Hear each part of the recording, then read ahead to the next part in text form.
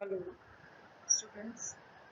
आज हम पढ़ेंगे मनोविज्ञान के सिलेबस के बारे में। मनोविज्ञान जैसे नाम है, मन प्लस विज्ञान यानी मन का विज्ञान।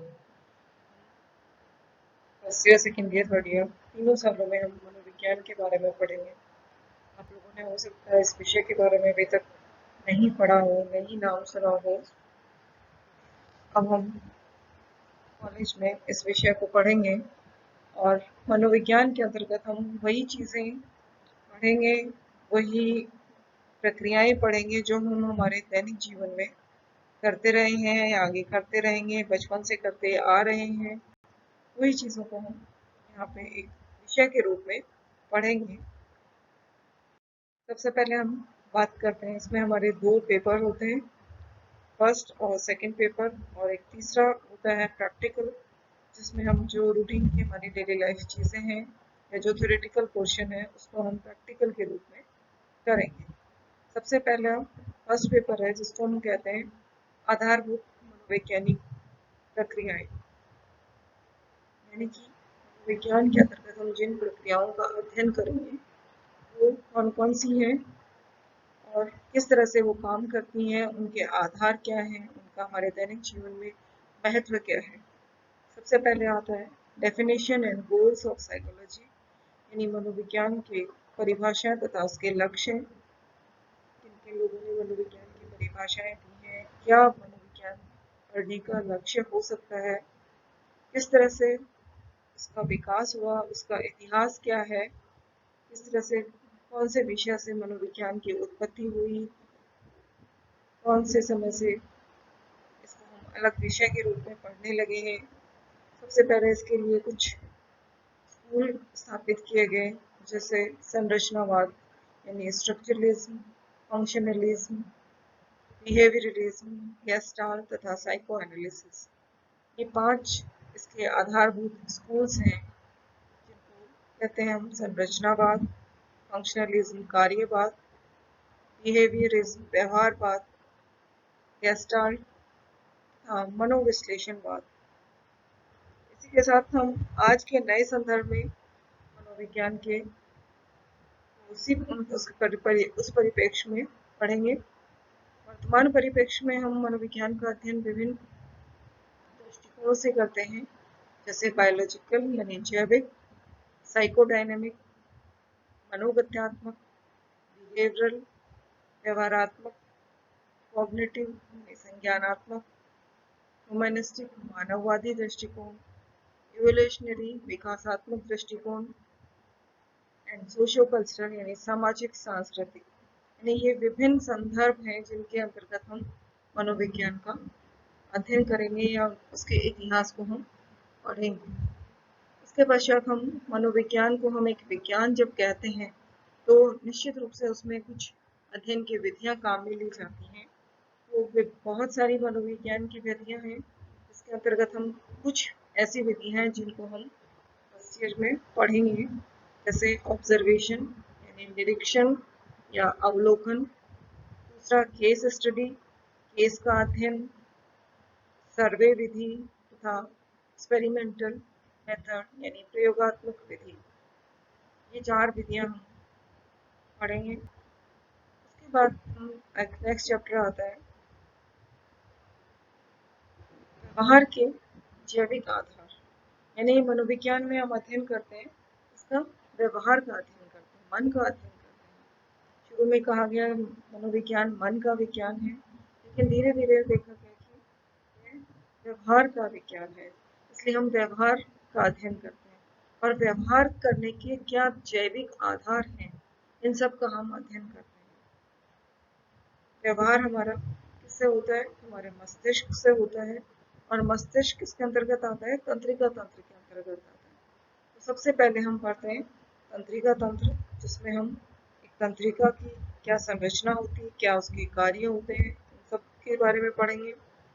इसी के साथ साथ तंत्रिका तंत्र के 3 हमारे भाग होते हैं, स्कूल में आपने पढ़ा होगा, केंद्रीय तंत्रिका तंत्र, परिधीय तंत्रिका तंत्र और स्वायत्त तंत्रिका तंत्र। यहाँ पे भी हम पढ़ेंगे। केंद्रीय तंत्रिका तंत्र, जिसके अंतर्गत हम मस्तिष्क और मेरुरज्जु, उसकी संरचना तथा उसके कार्य पढ़ेंगे। पेरिफेरल यानी परिधीय तंत्रिका तंत्र, जिसमें मस्तिष्क और मेरुरज्जु से निकलने वाली तंत्रिकाओं के बारे में अध्ययन करेंगे। तथा स्वायत्त तंत्रिका तंत्र, जिसके दो भाग होते हैं, अनुकंपी और परानुकंपी, वो हम यहाँ पढ़ेंगे। इसके बाद हमारा तीसरा चैप्टर होता है सेंसेशन तथा परसेप्शन, यानी कि संवेदना तथा प्रत्यक्षीकरण। जहाँ हम व्यवहार की बात करते हैं, तो व्यवहार हम किसका करेंगे? मनोविज्ञान में हम कुछ ऐसे शब्दों का प्रयोग करेंगे जो हमें सामान्य तौर पर डेली रूटीन में काम लेते हैं, लेकिन उनकी मनोविज्ञान में थोड़ी सी प्रश्नावली या शब्दावली उनकी अलग हो जाती है। परसेप्शन, प्रत्यक्षीकरण का मतलब होता है देखना। कोई भी हम व्यवहार करते हैं तो किसी चीज के प्रति करते हैं। मनोविज्ञान में उस चीज को हम उद्दीपक कहते हैं। तो कोई भी हमारा व्यवहार होगा वो हमारी किससे ग्रहण होगा? संवेदनाओं के माध्यम से। संवेदनाएं हमारे संवेदी अंगों से ग्रहण की जाती है। संवेदी अंग कौन कौन से होते हैं? 5 हमने ज्ञानेंद्रियां पढ़ी हैं, आँख, नाक, कान, मुंह, त्वचा। तो हम कोई चीज को देख रहे हैं तो आँख से देखेंगे, स्वाद है तो हम जीभ से ग्रहण करेंगे, ठंडा गर्म हमें लग रहा है त्वचा से करेंगे, सुनाई देगा हमें कान से, स्मेल आ रही है वो हमें नाक से ग्रहण करेंगे। तो ये हम संवेदनाएं पढ़ेंगे।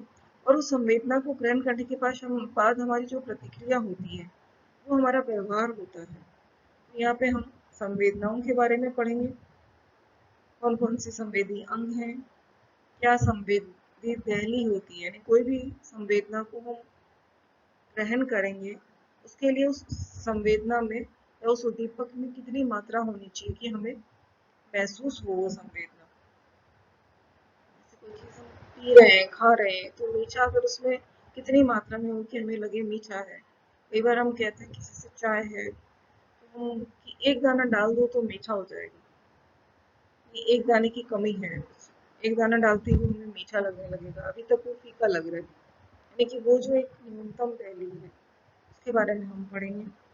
आदतन कोई भी उद्दीपक हमारे सामने उपस्थित हो रहा है तो अगर हम लगातार उसके ग्रहण करते रहें, उसको देखते रहें या उसको महसूस करते रहें तो उसकी हमें आदत हो जाती है। जैसे हम एकदम से कहीं से एकदम से लाइट में आए तो हमें अंधेरे में और एकदम से किसी ने लाइट जलाई है तो हम आंखें हमारी चुंधियाने लगती हैं, लेकिन धीरे धीरे हम थोड़ी देर में उस चीज़ के अभ्यस्त हो जाते हैं और हम नॉर्मल हो जाते हैं। सेंसरी एडेप्टेशन, संवेदना के प्रति हमारी अनुकूलता किस तरह से होती है, अनुकूलन किस तरह से होता है। परसेप्शन, प्रत्यक्षीकरण, हम चीज़ों को देखते हैं तो वो किस ढंग से देखते हैं।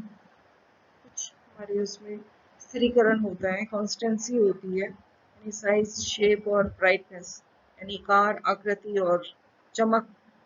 यानी कि कोई चीज़ हम दूर से भी देख रहे हैं तो हमें उसके आकार में, कोई व्यक्ति दूर से आ रहा है तो हमें छोटा नहीं दिखाई देता, पास आने पे वो बड़ा नहीं दिखाई देता।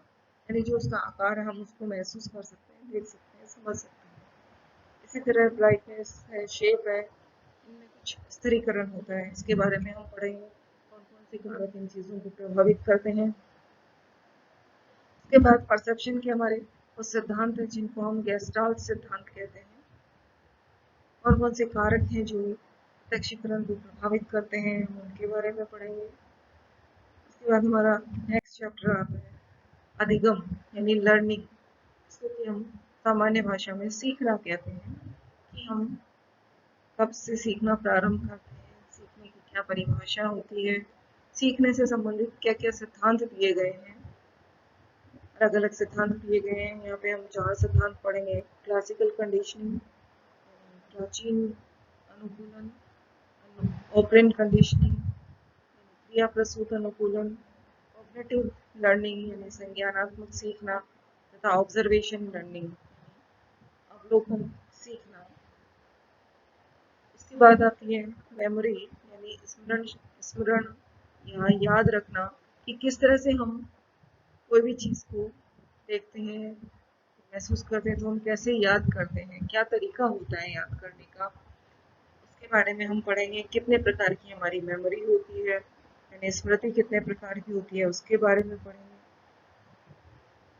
परिभाषाएं क्या है, क्या क्या उसकी स्टेप्स होते हैं, जैसे एनकोडिंग, जैसे हम कंप्यूटर में कोई भी चीज़ को हम टाइप करते हैं तो कोडिंग के माध्यम से हमारे कंप्यूटर में टाइप हो जाती है, फिर हम उसका स्टोरेज करते हैं और जब ज़रूरत पड़ती है कोई फाइल ढूंढनी है तो हम उसको वापस रिट्राइवल करते हैं। इसी तरह कोई चीज़ हमने याद की है, जैसे एग्ज़ाम में हम बहुत सारी चीज़ें याद करते हैं, जब क्वेश्चन पेपर करते हैं तो हम उसको याद कर करके लिखते हैं। वही तरीका है कि किस तरह से हम एनकोडिंग करते हैं, स्टोरेज करते हैं, रिट्राइवल करते हैं। फिर कौन कौन से मॉडल्स हैं, दो तरह के मॉडल्स हमारे यहाँ पे कोर्स में पढ़ेंगे। लेवल ऑफ प्रोसेसिंग यानी क्रिया के स्तर किस तरह से हैं, या पैरेलल डिस्ट्रीब्यूशन प्रोसेसिंग कि हम किस तरह से उसको विभाजित करके हम कोई चीज़ को, प्रक्रिया को समानांतर रूप से उसको विभाजित करके याद रखते हैं। इसी तरह स्मृति के प्रकार हैं सेंसरी मेमोरी, संवेदी मेमोरी, शॉर्ट टर्म मेमोरी यानी लघुकालीन स्मृति, लॉन्ग टर्म मेमोरी, दीर्घकालीन स्मृति। जब हम स्मृति की बात करते हैं तो उसी के साथ हमारे आता है विस्मरण, यानी जो चीज़ हमने कुछ पढ़ा है, देखा, सुना है, उसमें से कुछ हिस्सा हमें याद रहता है तो वो हमारी स्मृति बन जाता है, जिसको हम नहीं याद रख पाते हैं वो विस्मरण हो जाता है। तो विस्मरण किसको कहते हैं, क्या उसकी प्रकृति होती है, क्या उसके कारण होते हैं, हम उसको पढ़ेंगे। नेक्स्ट चैप्टर है motivation and emotions. Motivation and emotions यानी कि कोई भी हम काम करते हैं तो उसके लिए हमें अभिप्रेरणा कहाँ से मिलती है। सीखते हैं हम कोई चीज़ तो कब सीखेंगे, जब हमें मोटिवेशन मिलेगा तब हम सीखेंगे। इसी के साथ आता है इमोशंस यानी हमारे संवेग, किस तरह से हमारे संवेग हमारे को जीवन को हमारे प्रभावित करते हैं, संवेग होते क्या हैं, इसके बारे में हम पढ़ेंगे। मोटिवेशन के बारे में, अभिप्रेरणा के लिए हम अलग अलग कुछ अप्रोचेस दी गई हैं, जैसे इंस्टिंक्ट अप्रोच है, ड्राइव रिडक्शन। इंस्टिंक्ट हम होती है मूल प्रवृत्ति, ड्राइव होती है हमारी उद्दोलन, अराउजल, इंसेंटिव यानी प्रलोभन। हम ह्यूमनिस्टिक अप्रोच यानी मानववादी अप्रोच, ये विभिन्न दृष्टिकोणों के माध्यम से हम अभिप्रेरणा के बारे में पढ़ेंगे। इमोशन यानी संवेग, संवेग क्या है, कौन कौन से उसमें तत्व होते हैं, किसको हम संवेग कहते हैं, संवेग के दैहिक आधार क्या होते हैं, संवेग की अभिव्यक्ति किस तरह से होती है, व्यक्तिगत अभिव्यक्ति किस तरह की होती है, आंतरिक अभिव्यक्ति और बाहरी अभिव्यक्ति, संवेग के दौरान हमारे शरीर में कौन कौन से परिवर्तन होते हैं, संवेगों का हम मापन किस तरह से करते हैं, सबके बारे में पढ़ेंगे। संवेग के सिद्धांत कौन कौन से हैं, जिसमें हमारे कुछ इम्पोर्टेंट सिद्धांत हैं, कैनन बार्ड का सिद्धांत, जेम्स लांजी का सिद्धांत, सेस्टर एंड सिंगर का सिद्धांत तथा ओपोनेंट प्रोसेस थ्योरी। ये 4 सिद्धांत हम पढ़ेंगे। संवृत्य किस तरह के होते हैं, कौन कौन से होते हैं संवृत्य, इसके साथ ही समस्या समाधान किस तरह से हम करते हैं, ट्रायल एंड एरर लर्निंग यानी कि प्रयास तथा त्रुटि के द्वारा, एल्गोरिदम, खोज विधि, ह्यूरिस्टिक मेथड्स, इनसाइट यानी सूझ विधि, ये सारे हमारे समस्या समाधान के तरीके हैं। समस्या समाधान में हमारे कौन कौन से बाधक तत्व आते हैं, इसके बारे में भी हम पढ़ेंगे।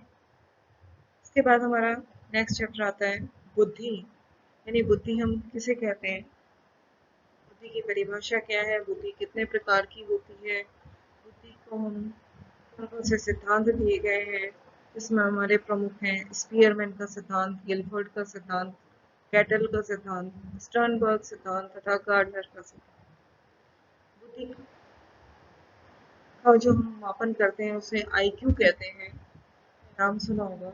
आईक्यू क्या है, किस तरह से हम आईक्यू निकालते हैं, यानी किसी व्यक्ति की बुद्धि का मापन हम किस तरह से करते हैं। बुद्धि का मापन करने के लिए बहुत सारे परीक्षण भी बनाए गए हैं, परीक्षणों की सहायता से हम बुद्धि का मापन करते हैं। बुद्धि का वर्गीकरण भी किया गया है, ये सब हम इस चैप्टर में पढ़ेंगे।